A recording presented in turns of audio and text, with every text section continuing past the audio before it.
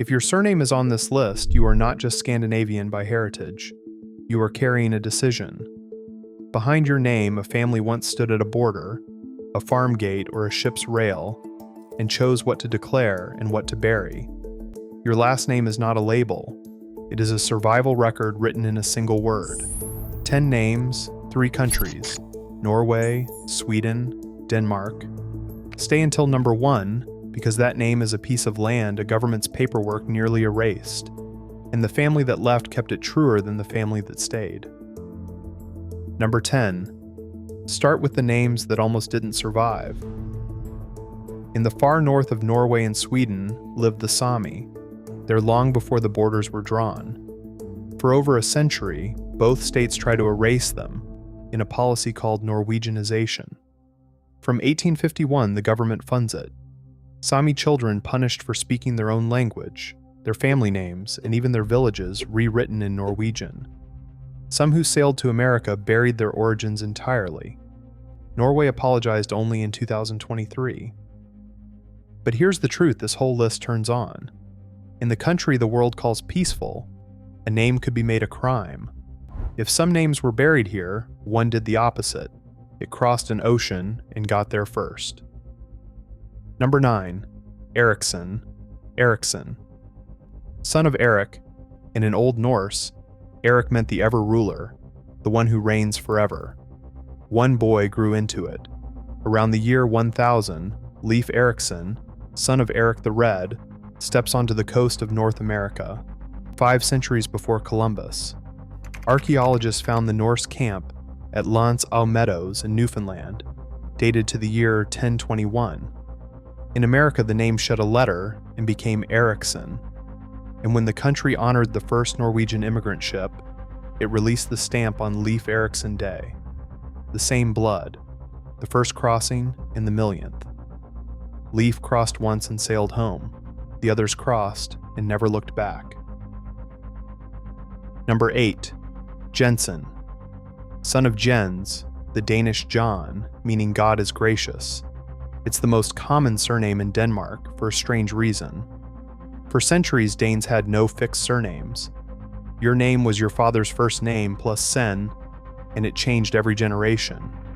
Then in 1828, and again in 1856, the state freezes it. Whatever your name is that year, you keep forever. And since Denmark used only a few first names, half the country froze into the same handful: Jensen, Nielsen, Hansen. In America, that made a Jensen easy to find and impossible to trace. But one letter in a name like that could give away the border it came from. Number 7. Anderson, Anderson, Anderson. All of them mean son of Anders, son of Andrew, a name that once simply meant a man. But watch the spelling, because the spelling is a passport. Anderson, with sen, is Danish or Norwegian, the name of Hans Christian Andersen, who wrote the fairy tales. Anderson, with the double S, is Swedish, the most common surname in the country. One letter, and the nation changes. Then those families reached America, and the clerks filed both as plain Anderson. That missing letter isn't a mistake. It's the Atlantic, the same trade hiding inside Johnson and Nelson. If your name is somewhere in this, stay with me.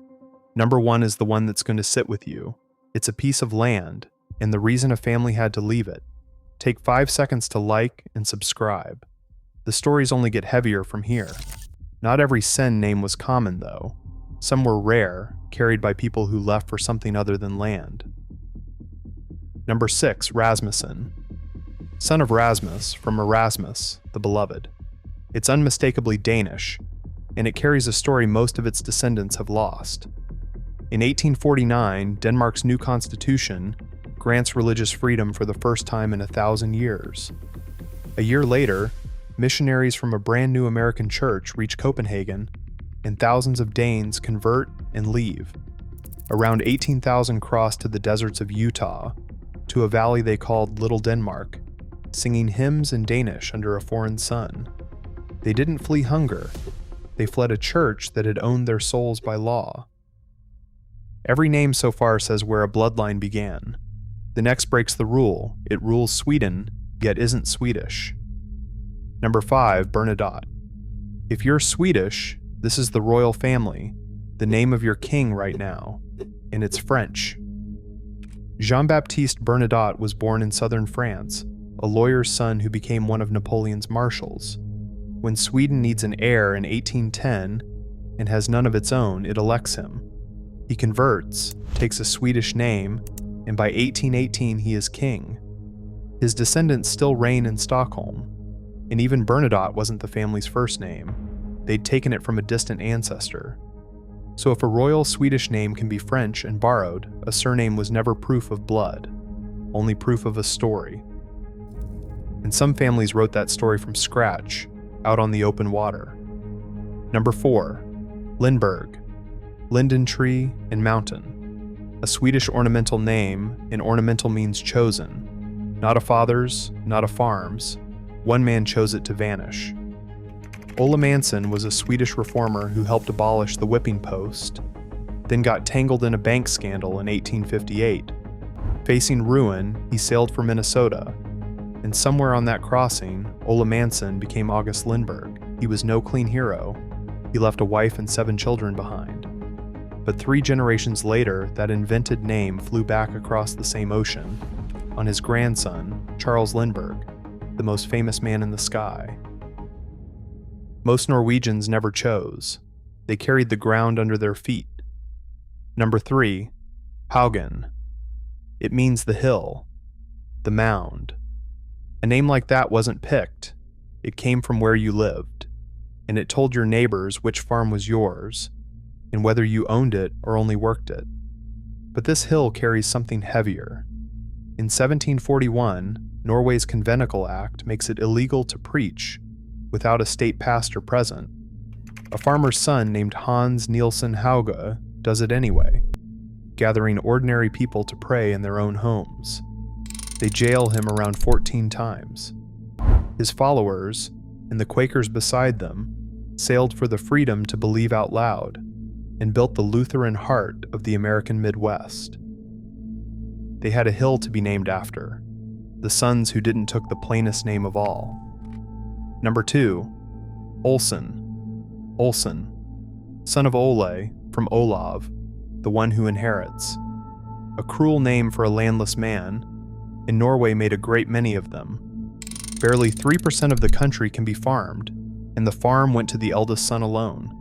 Everyone else inherited nothing but the sea. In 1825, a 54-foot sloop called the Restoration leaves Stavanger with 52 people aboard, so overloaded the American president had to pardon them. By 1925, around 800,000 Norwegians were gone, a quarter of the nation. Every Olsen is the son of an ordinary man who did one extraordinary thing. He left. Which leaves the simplest name of all and the heaviest. Number 1, Berg. It just means mountain, a hill, one of the most ordinary names in Scandinavia. A name like Berg wasn't invented, and it wasn't a father's name. It was the land itself. Your ancestor was named after one hillside, one piece of ground they could never own and finally had to leave. But here's the gift buried in it. Norway didn't require permanent surnames until 1923. By then, the family that stayed had often let the old farm name go. The family that crossed the ocean kept it. So the Berg on a mailbox in Minnesota can be truer to that hillside than anything left standing in Norway. There's a moment that happens now in kitchens across America. Someone types their own last name into a map and zooms in until a green Norwegian hillside fills the screen. A farm still wearing their name. Ground no one living in their family has ever stood on. If your surname is on this list, understand what you're holding. The kingdoms are gone. The farms and the ships are long gone. But the names are still here, because someone carried each one across an ocean on purpose. Your last name isn't paperwork. It's a hillside a family couldn't keep, a letter someone dropped crossing the water, a decision made by someone who survived and handed to you so you'd still be holding it. So tell me which one you carry. Drop your surname in the comments below, and tell me which name on this list hit closest to home, which story turned out to be yours. If this opened something in you, subscribe and stay. There are more names, and every one of them is somebody's.